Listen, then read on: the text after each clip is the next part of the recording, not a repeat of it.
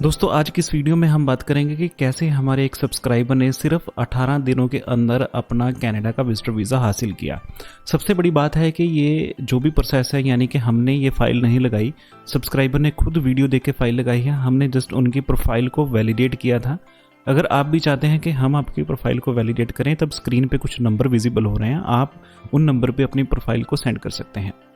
अब दोस्तों इस वीडियो में हम बात करेंगे कि इनकी प्रोफाइल कैसी थी, यानी जो सब्सक्राइबर है उनकी प्रोफाइल कैसी थी, कैसे उन्होंने फंड को अरेंज किया, कितना सेविंग अकाउंट में बैलेंस था, कौन कौन से डॉक्यूमेंट साथ में लगाए हैं, और सबसे बड़ी बात जो इनका कवर लेटर था वो काफ़ी अच्छा था। तो इन्होंने कुछ पॉइंट्स को फॉलो किया है कवर लेटर बनाने में, और इन्विटेशन लेटर के बारे में भी मैं आपको बताऊंगा कि वो कैसा होना चाहिए, और आपको एक सैम्पल इन्विटेशन लेटर मैं आपको यहाँ पे दिखाऊंगा। अगर दोस्तों टाइमलाइन की बात की जाए तो 27 मार्च को इन्होंने फाइल अपनी सबमिट की थी, 29 मार्च को इनको बायोमेट्रिक्स के लिए लेटर आई थी, और 19 अप्रैल को इनको BBL भी आ गया था और OPR भी आ गया था, यानी कि सेम डे में दोनों चीज़ें आ गई थी। और ये सुनने में आ रहा है कि शायद IRCC की वहाँ पे स्ट्राइक है, और स्ट्राइक के बावजूद अगर 18 दिनों में वीज़ा आ रहा है तब ये वेल एंड गुड है। काफ़ी अच्छे चांसेस हैं कि अगर आपकी प्रोफाइल भी ऐसी होगी तब आपके जो वीज़ा सक्सेस रेट है वो ज़्यादा आएगा। अब दोस्तों सबसे पहले हम बात कर लेते हैं प्रोफाइल के बारे में कि प्रोफाइल कैसी थी। एज 32 साल है, यहाँ पे सिंगल हैं, अभी शादी नहीं हुई है, और काम कर रहे हैं एज ए ग्राफिक डिज़ाइनर। और अगर वर्क एक्सपीरियंस की बात की जाए तो 8 साल का टोटल वर्क एक्सपीरियंस है, बट पिछले 3 साल से लगातार एक ही कंपनी में काम कर रहे हैं, वो भी ग्राफिक डिज़ाइनर। एनुअल इनकम की बात की जाए तो 6 लाख रुपये एनुअल इनकम है। अगर सेविंग बैंक बैलेंस की बात की जाए तो वो सिर्फ 2.5 लाख रुपया है। एक भाई है छोटा, वो कनाडा में अनमैरिड है और कनाडा PR स्टेटस पे है। इनकी एक रिफ्यूज़ल भी आई है ऑस्ट्रेलिया टूरिस्ट वीज़ा की, इन्होंने 2018 में अप्लाई किया था। अगर दोस्तों ट्रैवल हिस्ट्री की बात की जाए तो ये दुबई भी गए हैं, सिंगापुर भी गए हैं, थाईलैंड भी गए हैं और कजाकिस्तान भी गए हैं। कजाकिस्तान ये 2023 में गए थे, जब क्योंकि अब कजाकिस्तान इनके आपके पास पासपोर्ट है, तब आप इस कंट्री में विजिट कर सकते हो, क्योंकि ये 14 दिनों के लिए वीज़ा फ्री है। दुबई ये 2017 में गए थे, सिंगापुर ये 2018 में गए थे, और थाईलैंड ये 2017 में गए थे। तब ये बेसिक इनके जो इन्होंने ट्रैवल हिस्ट्री बनाई थी वो ऑस्ट्रेलिया के लिए बनाई थी। इनकी रिफ्यूज़ल आ गई, बट यहाँ पे इनकेस आप जो प्रोफाइल देखें तो ये बिल्कुल सिंपल प्रोफाइल है, कोई एक्स्ट्रा ऑर्डिनरी प्रोफाइल नहीं है। आपकी प्रोफाइल भी सेम हो सकती है, हो सकता है कि आप किसी काम और डिपार्टमेंट में करते हो, बट बाकी प्रोफाइल सेम हो सकती है। उसके बाद दोस्तों हम बात कर लेते हैं कि फ़ंड कैसे शो किया गया, कैसे मैनेज किया गया। तो जो इनका वीज़ा आया है वो सिर्फ 2.5 लाख रुपए में आया है, यानी कि जो इनका बैंक स्टेटमेंट थी वो 2.5 लाख रुपए की थी। अगर दोस्तों आप मेरी रेगुलर वीडियोस देखते हैं तो मैंने एक लास्ट वीडियो बनाई थी जिसमें मैंने बताया था कि आपके बैंक में कितना बैलेंस होना चाहिए और वीज़ा ऑफिसर कौन कौन सी बातों पर ध्यान देता है।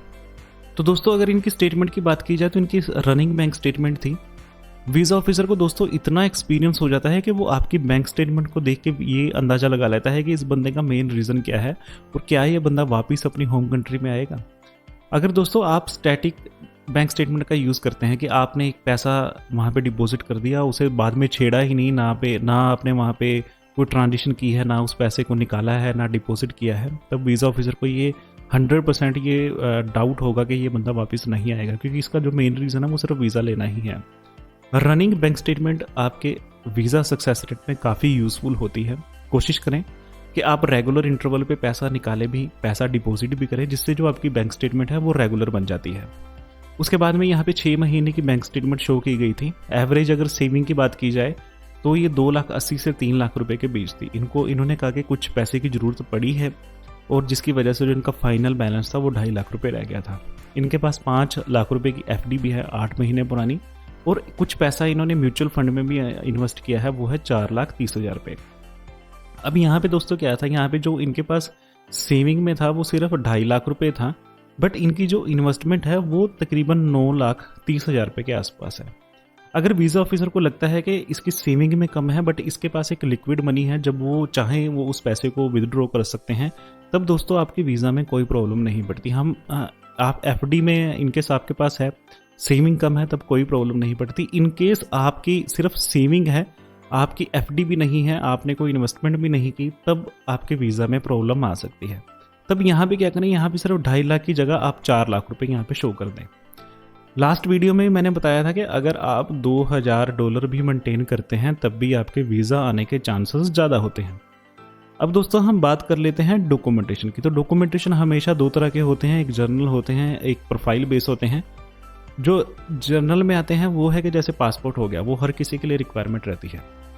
प्रोफाइल बेस्ड जो डॉक्यूमेंट होते हैं वो चेंज होते रहते हैं। मेरी प्रोफाइल में कुछ और डॉक्यूमेंट्स होंगे, आपकी प्रोफाइल में कुछ और डॉक्यूमेंट्स होंगे।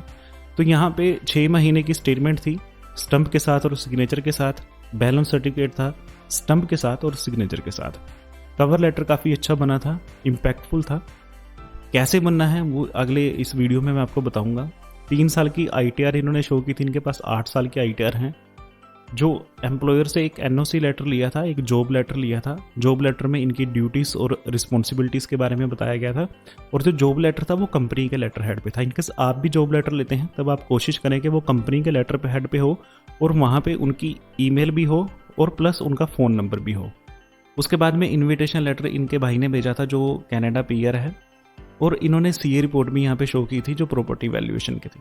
इनके पास एग्रीकल्चर ज़मीन भी थी, एक इनके पास घर है और एक इनके पास शॉप है, और अगर टोटल वैल्यूएशन उनकी बनती थी 1,78,00,000 रुपये। तो ये डॉक्यूमेंट है जो प्रोफाइल बेस है और जो इन्होंने साथ में लगाए थे।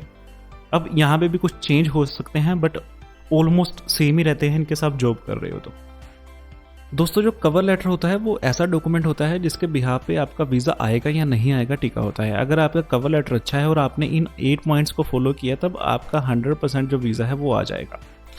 सबसे पहला पॉइंट है कि आप पहले अपने आप को इंट्रोड्यूस करें कि आप क्या है, क्या काम करते हैं। उसके बाद में आप पर्पज़ ऑफ विजिट का बताएं कि आपने क्यों वीज़ा के लिए अप्लाई किया।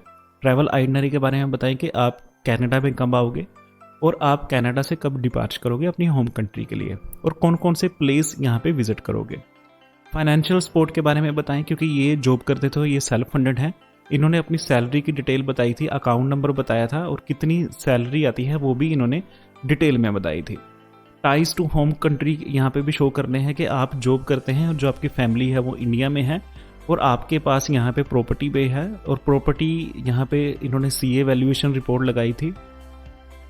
अगर आप CA वैल्यूएशन रिपोर्ट के बिना भी अप्लाई करते हैं तब भी वीज़ा में इतनी कोई प्रॉब्लम नहीं आती।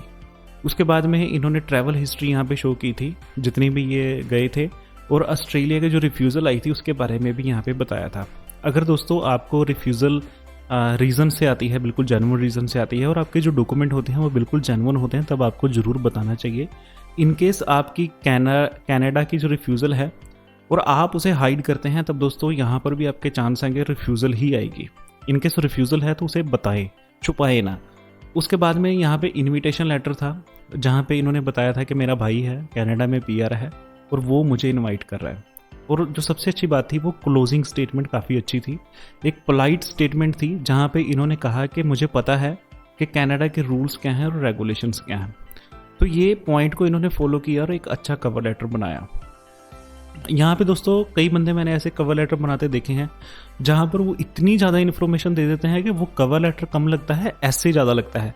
कोशिश करें इसे सिंपल रखें, कोई भी फैंसी टेक्स्ट यूज़ ना करें, कोई भी ग्राफिक्स ना यूज़ करें। अगर जितना ज़्यादा सिंपल आपका कवर लेटर होगा, इम्पैक्टफुल होगा, वो ज़्यादा आप वीज़ा ऑफिसर को कन्विंस कर पाएगा।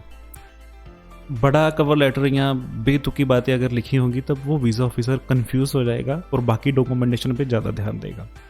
अब दोस्तों मैं आपको एक इनविटेशन लेटर भी यहाँ मैं आपको दिखा देता हूँ। तो यहाँ पे इनविटेशन लेटर में मैंने अपना नाम दिया है।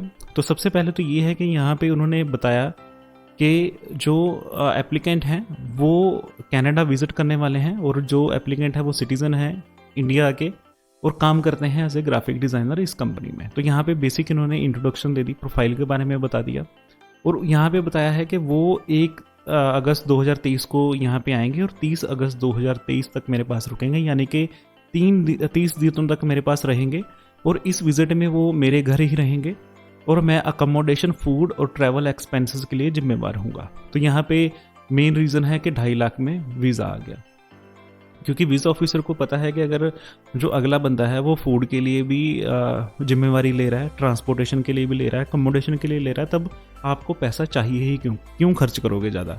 तो इस रीज़न की वजह से जो 2.5 लाख में भी वीज़ा आया है। यहाँ पे इन्होंने ट्रैवल आइटनरी के बारे में बताया है कि जब वो यहाँ पे आएंगे तब हम नाइग्रा फॉल जाएंगे, CN टावर जाएंगे, या बाकी जो अट्रैक्शंस हैं वहाँ पे भी जाएंगे। ये पॉइंट सबसे अच्छा है क्योंकि यहाँ पे इन्होंने टाइज के बारे में बताया है कि जो धर्मवीर है वो काम करते हैं इंडिया में और उनकी कोई इंटेंशन नहीं है कनाडा रहने की, और वो इस बात को अच्छी तरह जानते हैं कि जब उनका वीज़ा ख़त्म हो जाएगा तब उन्हें अब वापस अपनी होम कंट्री जाना होगा। अगर दोस्तों डॉक्यूमेंटेशन की बात की जाए तो यहाँ पर जो PR कार्ड है और पासपोर्ट है वो यहाँ पर उनके भाई ने लगाया था, और जो उनकी एम्प्लॉयमेंट लेटर है और जो पे स्लिप्स या जॉब जहाँ पे करते हैं वो उन्होंने डिटेल लगाई थी, और यहाँ पे एप्लीकेंट की डिटेल लगी थी। एम्प्लॉयमेंट लेटर और पे स्टब्स और जो उनका पासपोर्ट है उसकी कॉपी साथ में लगाई थी। तो ये दोस्तों इनविटेशन लेटर है। अगर आप भी आपका कोई भाई है, कोई रिश्तेदार है, कोई रिलेटिव है कनाडा में और वो आपको इनवाइट करना चाहता है, तब इस मेथड से, इस फॉर्मेट से आप इनविटेशन लेटर बनवाएं। अगर यहाँ पे इस मेथड से बनाओगे तब काफ़ी अच्छे चांसेस है कि आपको जो वीज़ा है वो मिल जाएगा। आई होप ये वीडियो आपको अच्छी लगी होगी, इन्फॉर्मेटिव लगी होगी, और अगर अभी भी कोई आपका डाउट है, क्वेश्चन है, तो प्लीज़ आप उसे कमेंट बॉक्स में टाइप करें, या आप मुझे इंस्टाग्राम पे मैसेज कर सकते हैं, व्हाट्सएप पे मैसेज कर सकते हैं। दोस्तों आज की इस वीडियो में इतना ही, मिलते हैं अगली वीडियो में।